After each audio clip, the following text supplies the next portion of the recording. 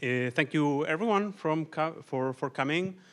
Again, I just want to say like a quick, just do a quick introduction of what we are going to talk now. I mean, you already saw like the description like on the website, very probably.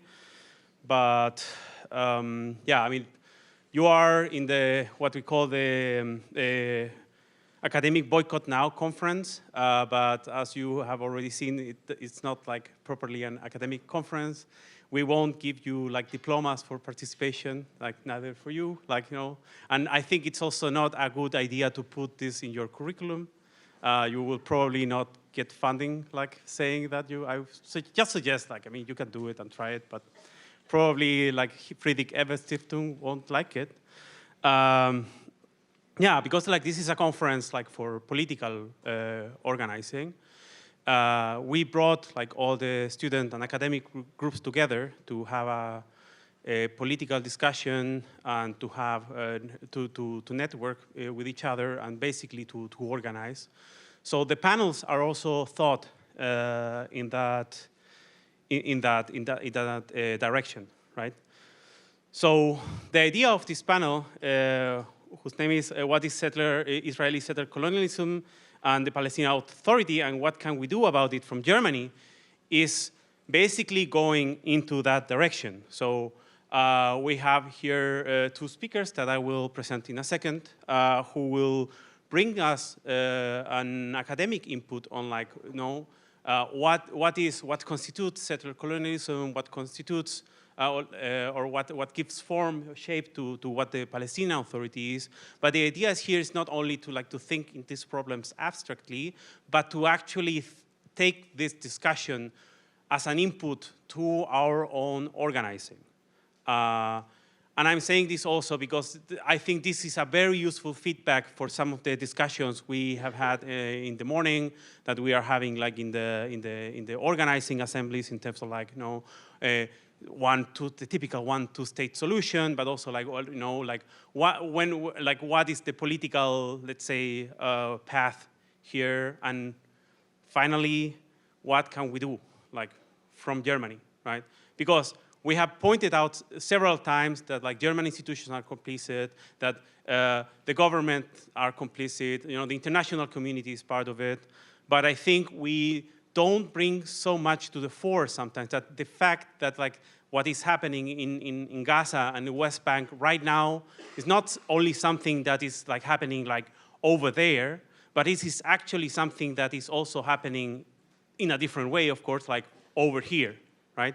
That means that we are part of, like, a network of, like, complicit institutions, of like, we are surrounded by capitals which are complicit, but also that means that we have political agency. We can do something, and the idea of this discussion is not only to understand, like, the transnational relations that, like, sustain settler colonialism, but also the way in which we can intervene them, in the ways in which we are agents over them. So yeah, we have power, like, bear this in mind here and also tomorrow.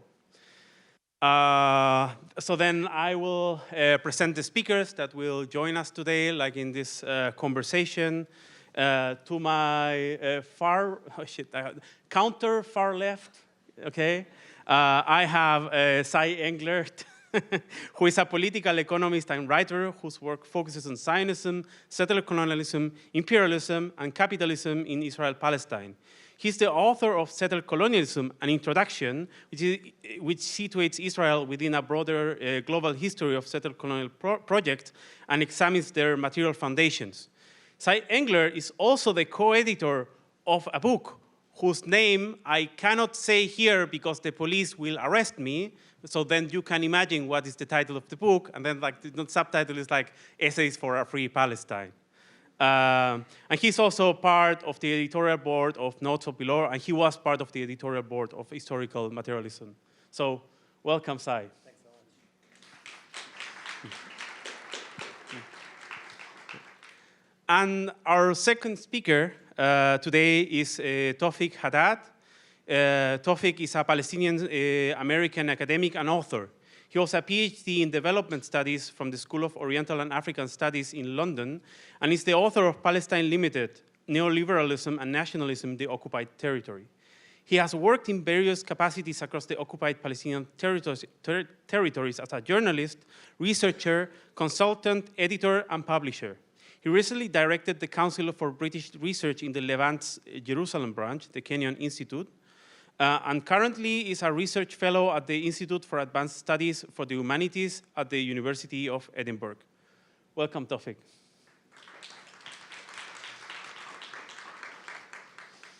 Okay, so without having more to add, Sai, you have the floor, you have 20 minutes. Thank you so much. And thanks so much to the organizers for putting this great event together, for inviting me, and to all of you for being here and making the event possible. So I'm going to try to do three things today. One is to say briefly something about settler colonialism.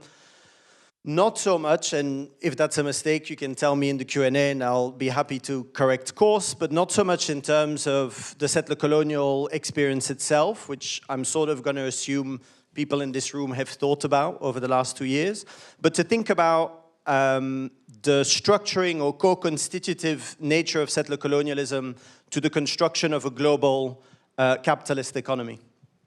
The second thing I'll try to do is to say something about how Zionism fits into that. And the last thing I'll try to do is to say why I think that framing is important to think about where Luis just started us off with, which is to think about the question of agency and why we have agency and why there are 7 vans of riot police outside, and the most powerful state in Europe is worried about the chair of our session saying the title of my book. And I think that's important because I think in many ways, the last 2 years of genocide in Gaza and the extraordinary support that genocide has received and continues to receive from our states has been both clarifying and disorienting. It's been clarifying because I think it's clarified many things for many people. The nature of the settler colonial project in Palestine, the political nature of Zionism, the complicity of our own ruling classes and states, the real limits of international so-called liberal organizations, etc., etc., etc. But I think it can also be destabilizing or confusing in the sense of I think the immensity of what it asks of people who begin a critique, which is to say how to make sense not only of the genocide itself, but of the extraordinary energy, finance, institutional, governmental, etc., etc., etc., energy that goes into our own states, our own ruling classes, our own media outlets, our own academic institutions, putting so much energy in maintaining that relationship and continuing the financial, military, and diplomatic flows of support to Zionism. And so it seems to me that the kind of entry to that is this question of settler colonialism and the role it plays as a structuring element in the construction of a global economy. So, very briefly, what is settler colonialism? Settler colonialism is, unlike franchise colonialism, not a form of territorial conquest that lays hold on labor, resources, and land through what we might call external control, control that is imposed primarily militarily and administratively. So you might think of the British in India, the Dutch in Indonesia, but establishes that control by placing a metropolitan population permanently inside of the territory that is being conquered. It's interesting, I think, that by the late 19th century, early 20th century, when we think of colonialism, we actually tend to think of franchise colonialism. But that colonialism really is sort of a latecomer. It expands very quickly throughout the kind of late 19th century to become the dominant form of primarily European control on a global scale. But until then, the name of the game, the establishing of control on a foreign territory across the globe, demands the continuous presence of a metropolitan population to man the colony, to control its natural resources, to fight against the rebellions of its indigenous population, to control the trade routes that run through it, et cetera, et cetera, et cetera. And so we might think about Spanish or English colonization of the Americas, for example, as a 500-year-long process of the establishment, expansion, and defense of that population. Sorry, my mouth gets very dry and it's not nice in a microphone. So my apologies. Okay, so that's my definition out of the way. But what I also want to say, and I hopefully that sort of, sorry, last thing to say definitionally is that because of the placement of a metropolitan population continuously on occupied territory, it also leads to particular forms of social relations and conflict, which is the ongoing conflict and competition between indigenous populations and those metropolitan populations over access to land, to resources, to labor, through the very material basis necessary to construct a society, indigenous or settler, and the kind of conflicts that arise from it.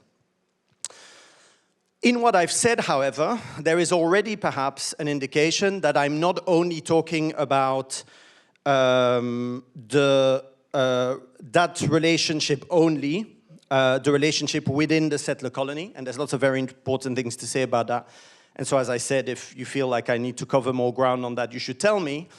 But is that this is also a world-making process, right? Is that this is the emergence of what we think of as a global capitalist economy, an economy that exists for the first time on a global scale, in which land, resources, labor gets extracted, accumulated, and circulated truly on a global level.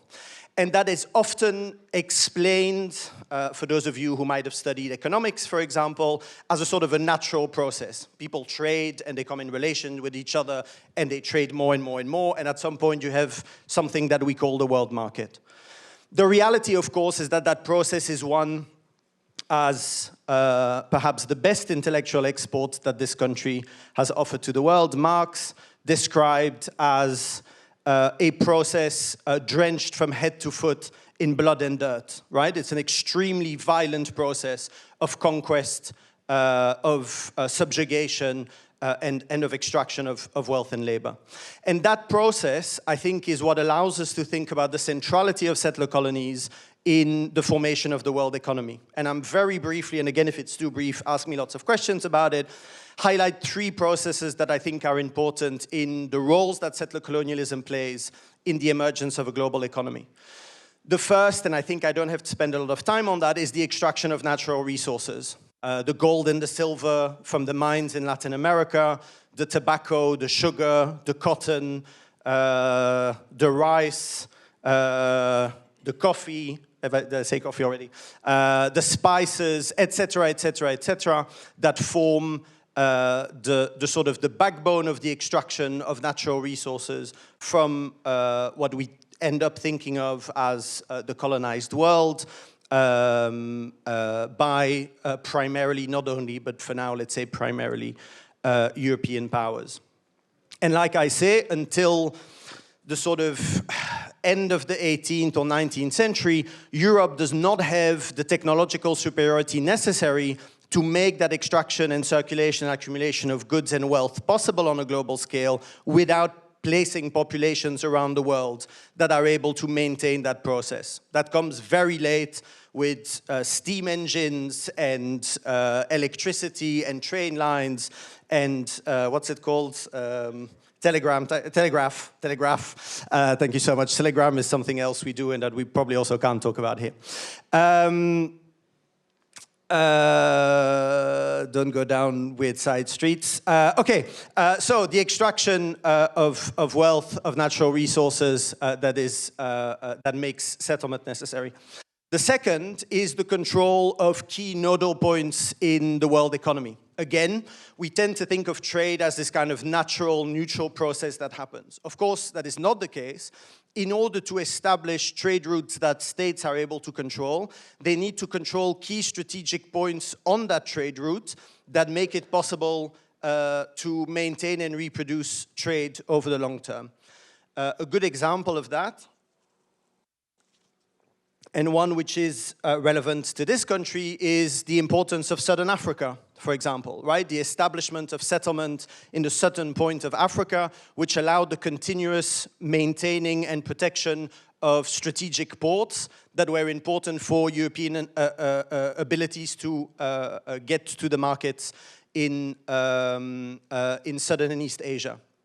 The most important of which is the Cape, where the Dutch established a settlement. And so the establishment of ports, you can think of the Cape, you can think of the very long-running battle between the Spanish, the English, and then later also the Argentinian state over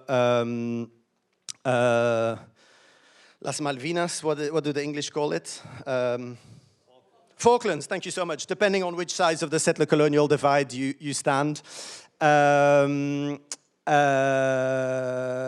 can think of French invasion of North Africa, right? Why are the French interested in the ports of North Africa and the establishments of settlements there? Because it's crucial to control the trade in the Mediterranean, which is one of the most important trade areas in the world, etc., etc., etc. So you can identify lots of places, particularly around coasts, but not only, also along key train lines later on, etc., that are crucial in controlling key nodal points of the world economy. Okay, that's going really badly time-wise. In terms of establishing and controlling what we end up thinking of as a global economy. And then the last point is that settlement serves as a double purpose. One, it serves as a control of those nodal points that I talked about, but it also serves as a mechanism to limit internal social crisis. So European powers increasingly use the process of settlement to get rid of the undesirables inside of their own populations, right? Political, religious or economic troublemakers, who for most of human history are one and the same, who are sent out of the metropolis because they cause trouble, but in the process of sending them out, become the vanguard of colonial expansion. I teach in a city called Leiden. Leiden is very proud of the fact that the pilgrims left Leiden to go and set up their perfect society in North America. And started the process of settlement in what becomes the United States. Who are the Pilgrims? The Pilgrims are a religious minority that opposes the Crown and the Anglican Church in England, is kicked out of England, moves to the Netherlands, where religious liberty has been made possible. In the Netherlands, they live freely for a while until the Netherlands enters into a military alliance with England, and the English Crown demands the crushing of the Puritans. They were not called the Pilgrims yet, and with the crushing of the Puritans, printing presses, etc., half of them decide to go and build a perfect society across the ocean, and in the process become the representatives of the very crown which kicked them out of their homeland in the first place. And you see that process playing themselves out over and over again. The poor that are kicked out of England and sent to Australia. The survivors of the Paris Commune who are kicked out and sent to New Caledonia and to Algeria, etc., etc., etc. Right? So these three things: access to natural resources, control over key nodal points of the global economy, and the lessening of internal social tensions, I think are three key axes to think about the kind of constitutive role that settler colonialism plays in the establishment of a global capitalist economy. That feels like at the Oscars, where you get played off with music when you're going on. Okay, so how does Zionism fit into that story? Hopefully, this should sort of already ring bells, right? Why Palestine? Palestine is a crucial nodal point in the world economy. It's next to the Suez Canal. It's at the crossroads between Africa, Asia, and Europe. It's at the gates of a region that is rich in gas and oil. It's a key strategic axis where the Ottomans, the British, the French, and the Russians are fighting for control of the trade routes that connect Europe to India, something that is becoming increasingly important again now, right? So it's a key nodal point in the world economy. Who is being sent to Palestine? The undesirables of Europe, right? It is the extreme rapid increase of anti-Semitism in Europe in the 19th century that makes Zionism possible as a political project. It's the idea that Herzl theorizes in The Jewish State, and many others also, which is that it is impossible for Jews to be Europeans in Europe. They can only become Europeans in the colonial world, right? By becoming what he calls the rampart against the Asian barbarism. Is that the sentence? Google will tell you, but that's basically the sentence. And so Zionism fits very clearly into that particular logic. It's important to say that today, this is considered a controversial thing to say, that Zionism fits very well into that description. Not so for the Zionist leadership, really until the 1960s. All Zionist texts you read discuss Zionism as a colonial project, look at other settler colonies, particularly South Africa and Algeria, as examples, and the debates between Zionists. Again, I don't have time, but I love this stuff, so if you want to ask me questions, and I'll speak about it for way too long later. But the big debate is about which kind of settler colony should we be? Should we be a settler colony that exploits the native, like in Algeria and South Africa? Or should we be a settler colony that gets rid of the indigenous population and replaces them with European workers, like in Australia and the United States? And it's said in those words. You can read Herzl, you can read Ben-Gurion, you can read Chaim Arlosoroff, you can read, what's his name? Your favorite man in the world, Jabotinsky. It's not actually his favorite man in the world, but he likes the text. And this is very late, so there are texts where the official Israeli state describes its process of development all the way up until the late 1950s inside of its own borders. So we're talking inside of what becomes the Green Line as the advance of colonization. Right? And there is no reason for them to be ashamed. This is what Europeans do. Europeans go and settle their internal social problems in the colonial world, and in the process advance their control over key nodal points in the world economy. And so Zionists discuss their own project as settler colonial really until the kind of explosion of the anti-colonial movements in the 1960s. And again, I can say more about that. Now, and by the way, I should say that those who support Zionism also understand it this way. So Sir Ronald Storrs, the first British official in charge of Palestine for the British Empire, describes British support for Zionism as the support for a little loyal Jewish Ulster in a sea of potentially hostile Arabism.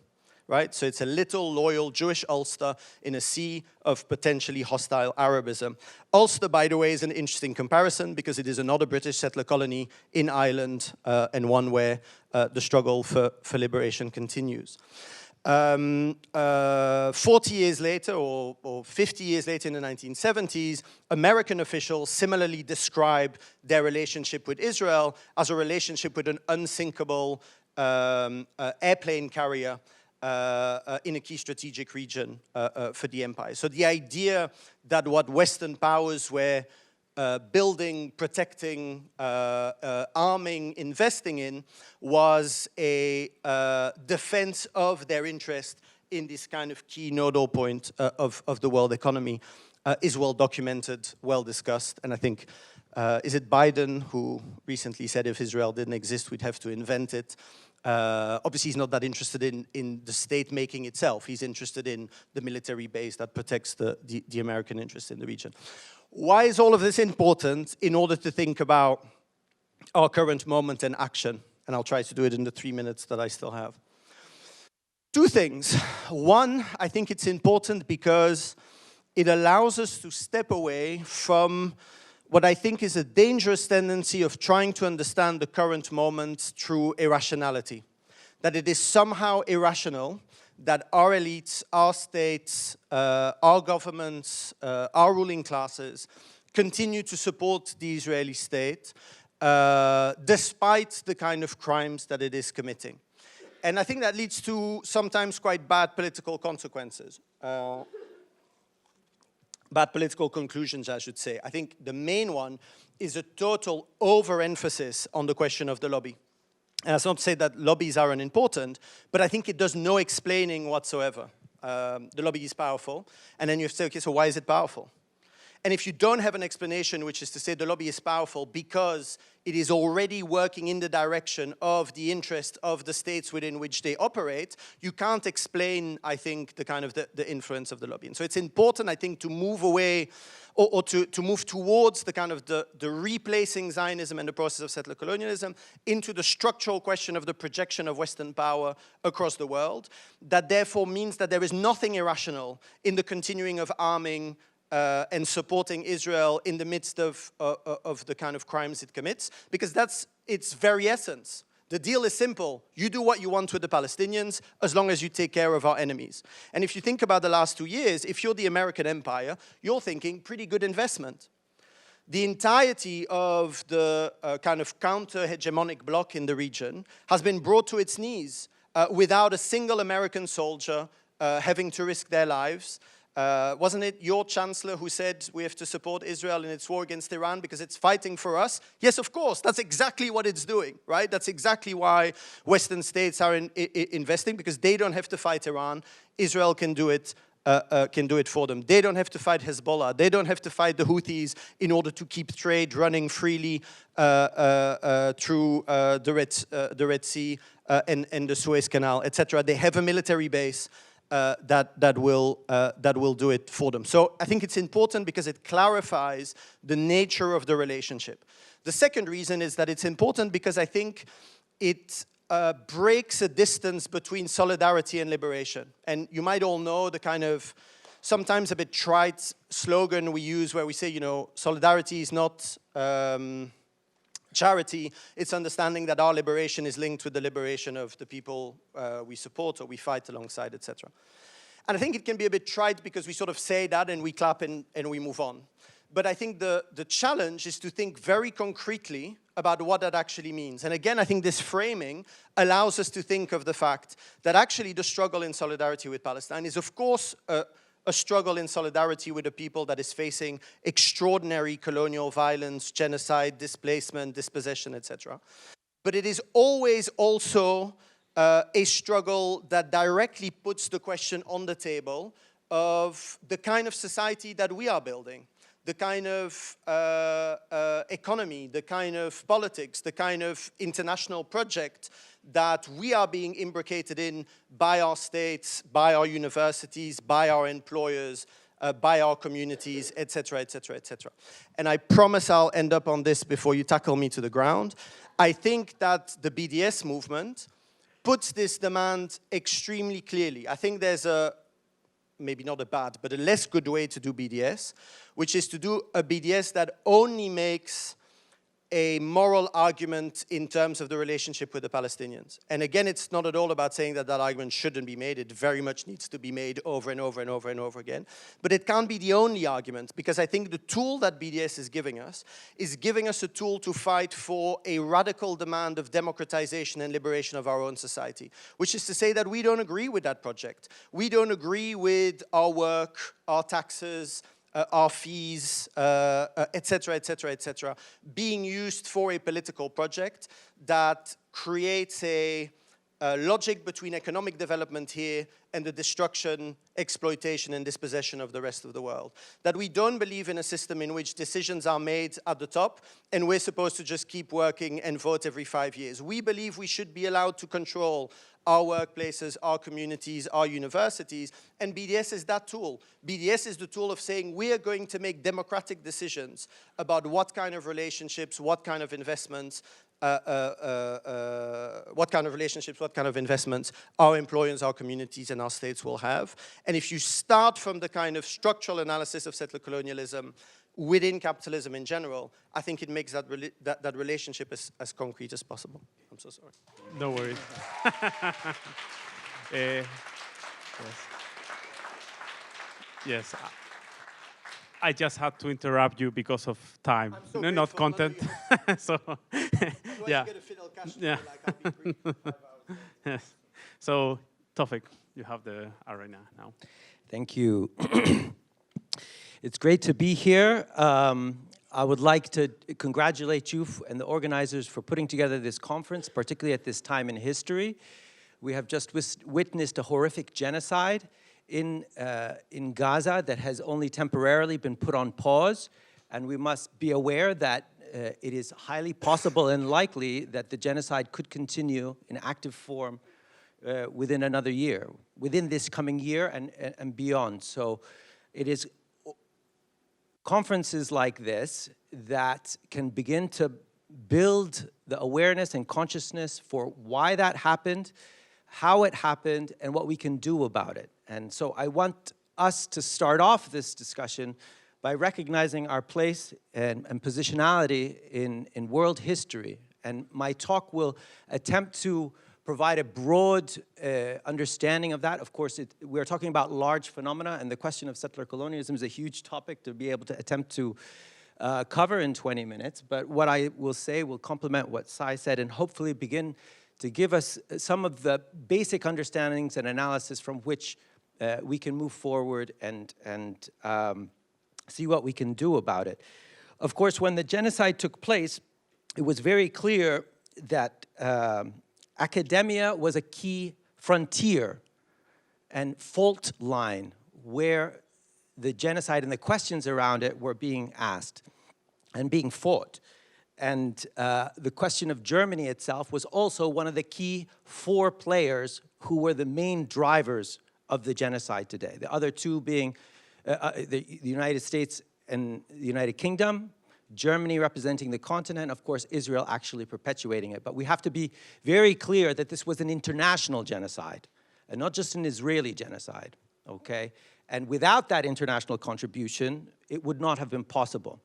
So we are imbricated in what happened there.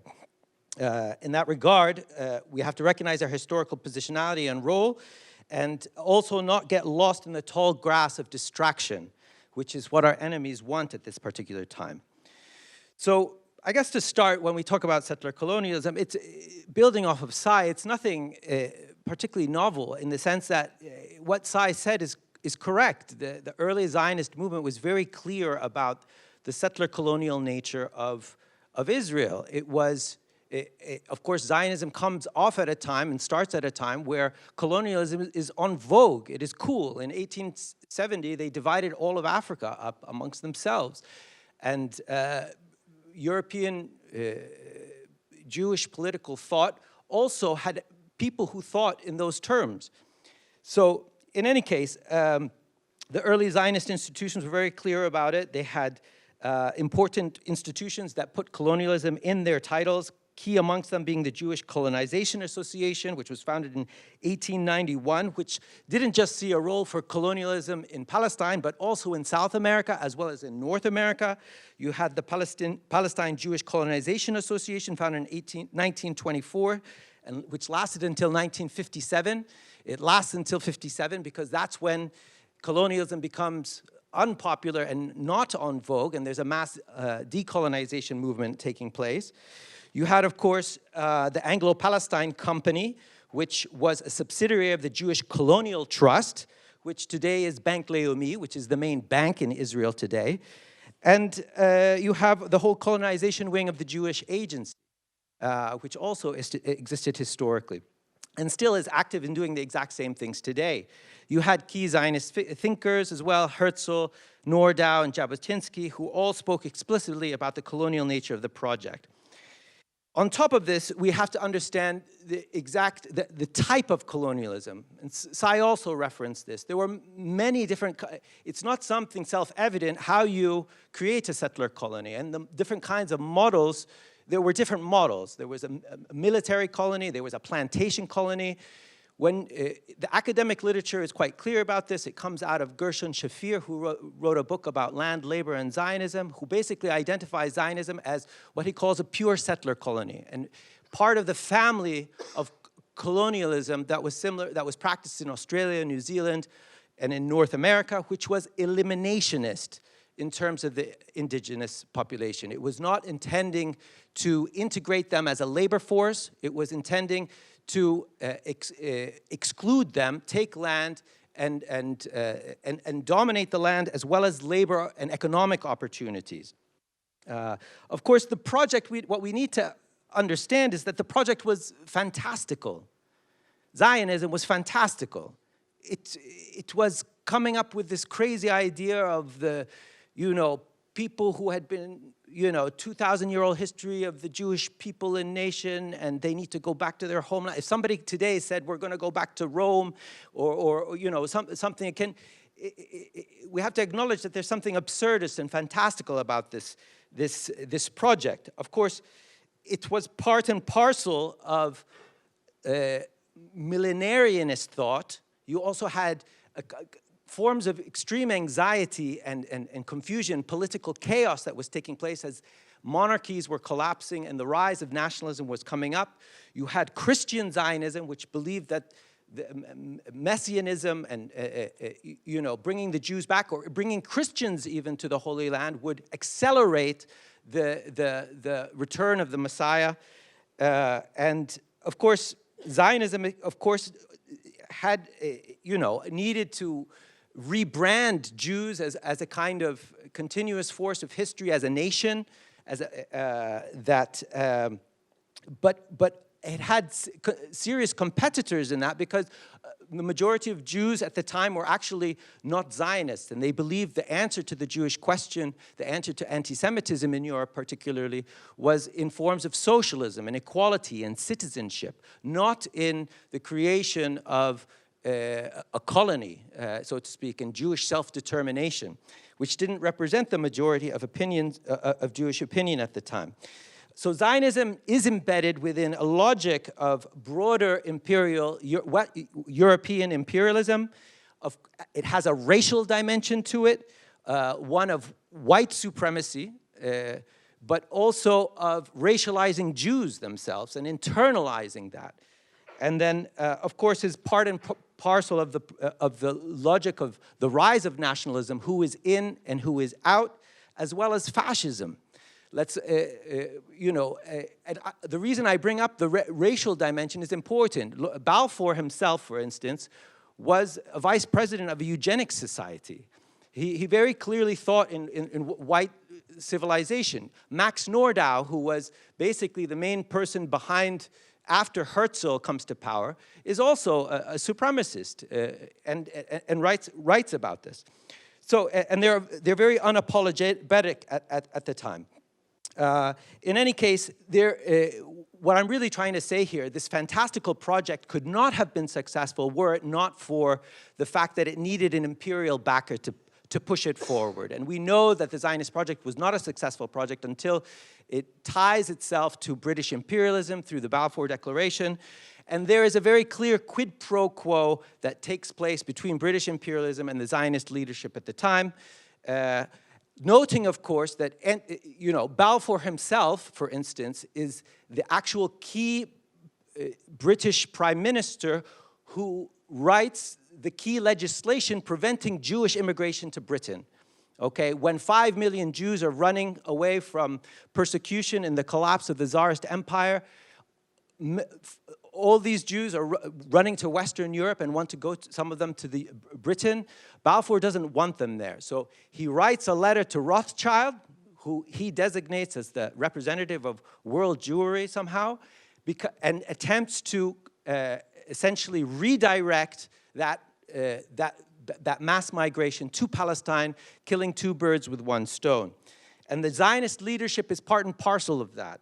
And it wants that, and Max Nordau in 1920 has this quotation where he's speaking in the British Parliament where he says, "We considered your views and were loyal to your proposals. We only want to continue. We made a pact with you. We considered carefully the dangers and commitments of this pact.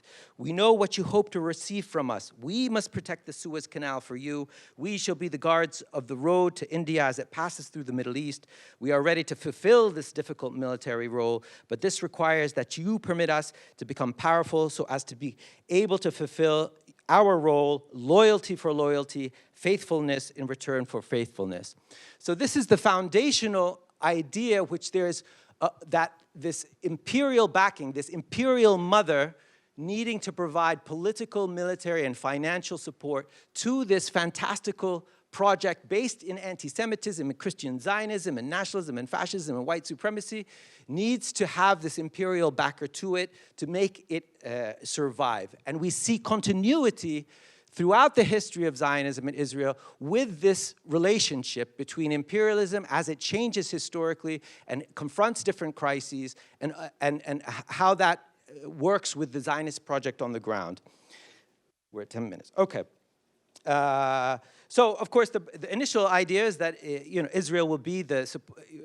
It's also worth noting that Britain. This is something quite important. Why didn't Britain actually do the imperial project itself? Why wasn't it the settler colonizing itself? Britain was scared that if Britain took over Palestine and attempted to create an Ulster of British people, it would reignite the religious wars of the past between Europe. So by redirecting, they could solve the question of the Jewish migration thing, as well as avoid reigniting inter-European warfare around control of the holy sites. So this is the early sort of period which defines imperialism's role with Israel, of course, or the Zionist movement. After 1945, when the British Empire basically collapses, the Zionist movement betrays its British patron, fights against them, and gains its independence in the Nakba of 1948, of course. And the next period is defined from 1948 to 1967, where basically, because of that betrayal, there was some and because of the Eastern and Central European character of the population, there were questions whether this new state would serve the East or the West. Even, and that's why, for instance, the United States was actually, it supported the creation, it supported Zionism, and the Soviet Union also, both of them competed to gain Israel as an ally at the time, but they also were cautious that they couldn't be too pro-Israel at the time, because they could also, there was the potential that, remember, the Soviet Union provided the Zionist movement with the weapons that were key for Israel, the Zionist movement winning in the 1948 war in the Czech arms deal, and that the Soviet Union was the first country actually to recognize. So there's even a Soviet imperial dimension and competition. So there's intra-imperial competition over who allies with Israel. And Israel has actually historically attempted to leverage that, and still to this day leverages it. By the way, if you notice Putin, sometimes he describes Israel as having 2 million Russian speakers. He says that because he sees Israel as a potential ally, as its forward position in that region today. Of course, between 48 and 67, the key role that Israel begins to define itself as is the repressor of the local Arab nationalist, anti-colonial, third world, non-aligned movement that arises. And Israel's ability to do that in the 1967 war and the destruction of Nasser is key to that, of course. Once Israel is able to prove what it can do in defeating that, it becomes a key Western ally, basically. The West goes to it quickly. So that's when you see the huge rise in the finances that go to Israel. And the key services that Israel begins to provide the West are best described by an Israeli ambassador named Yoram Ettinger, who talks of the US-Israeli alliance as a key force multiplier. Basically, the US, it plays different roles in research and development. It is a showroom for US military systems, a battle tactics innovation center, a critical support of intelligence, the aircraft carrier that cannot be sunk, where it is the largest US military beachhead with no US soldiers, et cetera, et cetera. And of course, the key part is the fact that it is an unwavering alliance. Even though the West has allies in the Middle East, they are not reliant upon the dictators, the Arab dictators, in a day and a night, can be overthrown because they are seen as illegitimate by their peoples, whereas Israel is organically linked to its mother, which is the Western imperial sort of womb, which gave birth to it. The entire political and economic orientation of the state is westward by this point. Now, the key point here is, now, this whole system has not been without its contradictions. After 67, Israel took over the rest of historical Palestine, as well as the Sinai and the Golan Heights. But a key contradiction that arose in this period was the fact that because of the 1948 Nakba, most Palestinians did not leave historical Palestine during that. And Israel came to conquer territories that had a significant Arab population, Israel self-defining itself as the Jewish democratic state. If it continued to occupy and control this population without providing citizenship, it would erode the Jewish character of the state. If it gave citizenship, it would erode the Jewish character of the state. If it didn't, it would erode the democratic character. So once again, you see and this arose, of course, in 1987 when the, 5 minutes, when the first Intifada arises and the Palestinian population in these territories says, we want a state, we want the occupation to end. At this moment, this is when the contradiction pronounces itself. And once again, the West comes in 1993 with the Oslo Accords to basically say, look, we will help solve Israel's contradiction by supporting a peace process, which ultimately led to an autonomy arrangement, okay? Basically providing the Palestinians in the occupied territories in Gaza and the West Bank forms of limited autonomy, but Israel would be the overarching, commanding power. The occupation wouldn't end. The autonomy arrangement needed to not be the basis of a future Palestinian state. It was essentially a Bantustan plan. And 20 years after the signing of the Oslo Accords, all international human rights organizations, as well as Israeli and Palestinian, had to come to the conclusion that essentially you had an apartheid scenario that arose in the OPT. And moreover, you had the occupied Palestinian territories formerly being seen as one juridical, legal, political entity, now being broken up into 156 different islands, okay? Essentially Bantustans, okay? We forget the Bantustans, but it's important to go back to that history because that's, in any case, I don't have time to do it. But the point is, the Gaza Strip, if you zoomed out of the map and looked at the new occupied territories after Oslo and the Bantustan solution was put into place, Gaza was the largest of the islands, largest of the Bantustans. It represented the most contradictions behind it. The Oslo plan attempted to use forms of neoliberal co-optation to create a Palestinian elite that would be subservient and accept this situation, security-wise, by taking money. They would sort of abandon their political rights and principles. But this was only partially successful. And Gaza represented the largest of these contradictions, basically. And we saw on October 7th, the explosion of these contradictions in the October 7th attacks. This was a key, important historical period because it represented the explosion and the failures of the two main strategies that Israel had done to try and manage its contradictions. From 67 till 93, it was direct occupation. From 93 till 2023, when Gaza happens, you had indirect occupation, Palestinian Authority, Bantustans, 156 things. Both scenarios failed to produce the leadership that they wanted, failed to produce the end of the conflict, and resulted in what happened in October 7th. So the West and Israel were now in a serious conundrum. That is why the only alternative that the West and Israel saw was ethnic cleansing.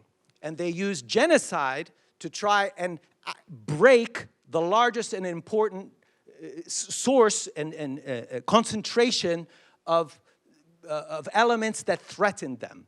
And we saw that in 2 years of genocide today, in the past 2 years, and that the fact that that is also an unfinished project.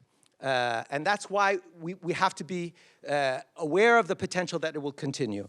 Now, with all that said, I want to bring it back to Germany and where we are today.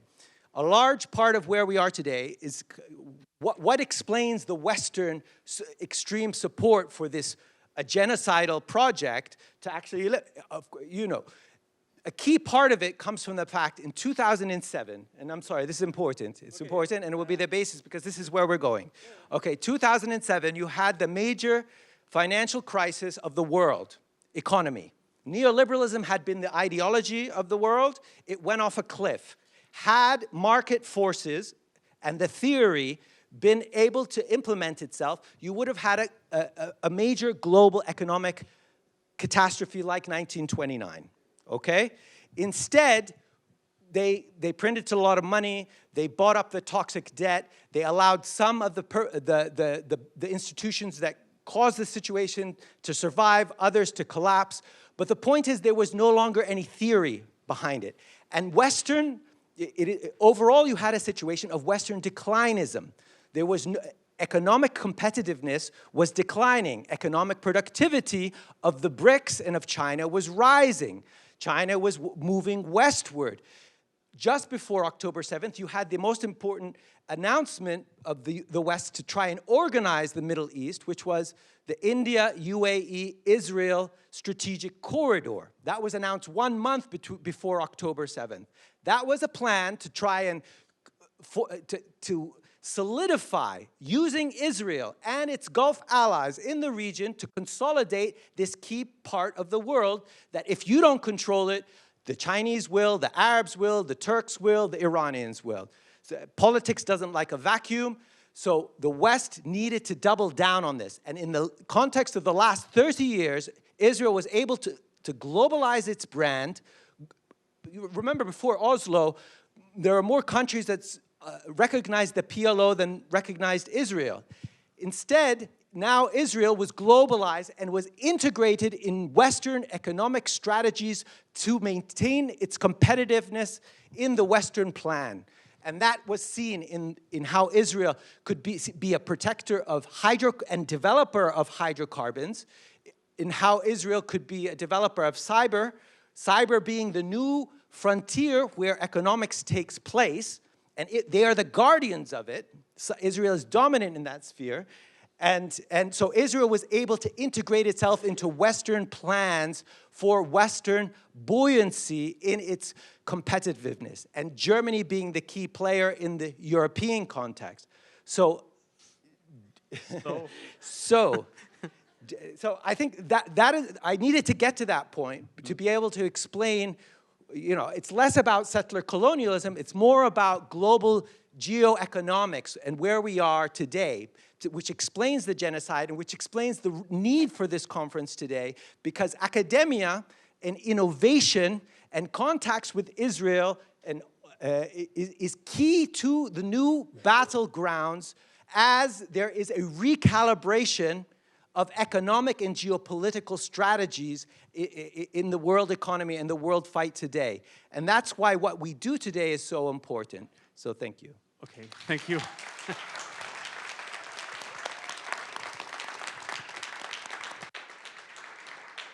Okay, I'm going to open soon the space for questions. For now, I just wanted to make like a brief follow-up question, for which you will only have strictly 2 minutes to reply. So yeah, Sai, like very shortly, I just wanted to maybe bring the conversation on like settler colonial societies like to the present, kind of trying to understand from the way, like the recent transformations of like Israel, like after like the 90s and so on, like how has this like the capital like in Israel like internationalized, how that like makes the Israeli working class and those capitals like connected globally, and how that can also maybe open like possibilities of disruption. Yeah, trying to think of our position like in Germany. So you just have 2 minutes for this. Yes. It feels like a trap. Look, I mean, the question of class, the dominant approach in the 60s and 70s, including in the extremely small Israeli anti-Zionist left, particularly an organization called Matzpen, was that Israel was dependent for its economic growth on direct funding from imperialism. And that relationship was very clear. So for example, up until 1965, GNP growth, Israeli GNP growth is equal to German donations to Israel. So the expansion of the Israeli economy is literally directly funded by the German-Israeli alliance. As Tawfiq points to, post-1967 and the demonstration of Israel's military use to the American empire, that relationship is taken over by the United States, and there's massive investment in the Israeli military, which is, by the way, where Israel's research and development comes from. So there's always this thing of like, oh, the Israeli miracle. There is no miracle. Israel is given American technology, and it is the only state in the world that has the right of privatizing that technology. So you get a whole bunch of Israeli officers who leave the IDF with the technology they've been given by the United States and privatize that technology in order to develop Israeli high tech. And then what you have in the kind of in the 90s, which you allude to, is, or the 80s and 90s, is an extremely violent process of liberalization of the Israeli economy. And so Israel goes from being sort of a caricature of a hyper-state-owned, state-controlled economy to being a caricature of a hyper-liberalized, privatized economy. What happens in that process, though, is that, and I should say, and so you get, including a lot of those kind of old Matzpenniks, who say, well, what we said in the 70s doesn't hold anymore. The Israeli economy is no longer directly dependent on donations. It becomes an independent economy with its own capital formation, and therefore Israeli class struggle is an avenue to liberation. I think that's a mistake. What happens is that the Israeli economy is integrated in that process in its American counterpart. And you see that very clearly in kind of joint ownership, in foreign direct investment, in the amount of Israeli companies that go live on the American and not on the Israeli market, et cetera, et cetera, et cetera. And so the process of the imperial relation changes. It is no longer dependent solely on direct money transfers. It is dependent on an integration of the settler colonial economy into that of the colonial sponsor. What does that mean? In 10 seconds. In 10 seconds. It really does feel like, anyway. What that means is two things. One is that I think it is a mistake to think that because of a turn to neoliberalization, the particular class character of the Israeli economy transforms, which is that it is an economy that remains entirely dependent on its relationship with imperialism and on the military role that it plays in the region for the very high economic growth that is able to afford to its own population. The second thing, and I have a book coming out on this in September, hopefully, is that I think there is a particular nature of settler colonial class struggle. And that class struggle is not only fought over the question of the redistribution of surplus value generated by the labor of workers, as it might be in German society. It is also fought over which social layers within the settler population will have access to what share of the colonial loot that is extracted and redistributed.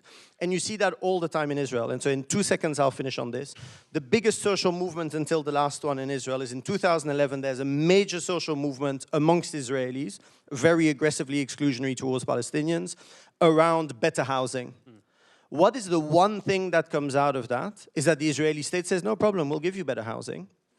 And you see the largest expansion of settlement construction from 2015 to 2022 in East Jerusalem and in the West Bank. This is settler colonial social democracy, right? You can increase the dispossession of indigenous populations in order to weaken the social contradictions inside of your own society. And so both the dependence on the imperial sponsor on the one hand and the dependence on the dispossession of indigenous populations in order to generate the very high economic levels of growth inside of Israel and the kind of standard of living afforded to Israelis means that I think that the internal class relations in Israel is not where we should look. And actually we need to be looking at the kind of regional dynamics and struggles for liberation. Okay, thank you. 2 minutes, right? That was exactly 2 minutes. Yeah. Tawfiq, very briefly, in 2 minutes, Yeah, I just wanted to bring to the fore, because in your book you talk about like how, you know, donors have shaped, and like particularly institutional politics have shaped like this sort of like autonomy arrangement construction. So yeah, I just wanted to bring the question on like what do you think the role of like science has been here, like social science, but like particular theories, and like how to understand like this kind of like institutional construction also from the way in which like, you know, universities teach it, and yeah, like theories are being discussed and become hegemonic. So an interesting question. Look, like October 7th and the contradiction that came out of that and how that exploded, the first Intifada was also a big problem for Israel. And basically, in both cases, the West needed to come in and bail Israel out. If you read the Israeli press today, they talk about how Israel has basically lost its agency. Everything, the Americans control everything. Why? Because the Israelis fucked it up. The Israelis messed it. If they just let, you know, the Americans and the West were even Germany by the end of the genocide was like not convinced by Israel's plans. Okay, because it was run amok. It's just like whatever, kill, kill, kill, indefinite. That's you don't use military without being able to extract a political gain, and they saw the dangers of that. So what Luis is talking about when it comes to social science is that during the first Intifada, or after the first Intifada poses this contradiction of continued occupation of a non-Jewish population in a state that wants to call itself a Jewish democracy. So the plan was the autonomy plan. Previous to 1993, there was no statistics, independent statistics on the West Bank and Gaza Strip, okay? All of that was embedded in statistics on Judea and Samaria. Israel, that's what Israel called these areas. They did not parse the actual information. What they did with the Oslo peace process was create this fantastical sort of initiative that made it look like it was a state-building, peace-building initiative. But in truth, I called this thing Palestine Limited. It was not to try and set up Palestine as it was historically. And it was also akin to a kind of corporate structure. So what happened was, the first thing the Europeans did is they set up an information bureau. The best Palestinian ministry was the Central Bureau of Statistics, because they needed to have the information so that they could use it to manipulate social and economic factors amongst the Palestinians, and how within a logic of using neoliberalism and finance to try and create elites. That's fundamentally what they were trying to do. So Europe came in, took your money, paid $50 billion, and created this simulacra of basically something that has no basis to it, of a peace process, when in fact they were simply creating a system of a Bantustan called Palestine Limited that would have different kinds of shareholders, with Israel and the West on top and smaller local collaborators on the bottom, as well as, which included Jordan and the Palestinian Authority. But it was a failed, miserable system that exploded, and it failed. Thank you. Yeah, I just want to point out like how important that like vision is, particularly coming from Germany, considering like Germany has like several cultural foundations that are constantly like funding projects abroad and are kind of like directed also like through this. So it's not just like neutral funding, neutral just, you know, supporting artists or like academics or whatever. Like, you know, there's also like this kind of like reasoning and aims on that. So again, bringing it back to the issue of like, you know, what is our own political agency.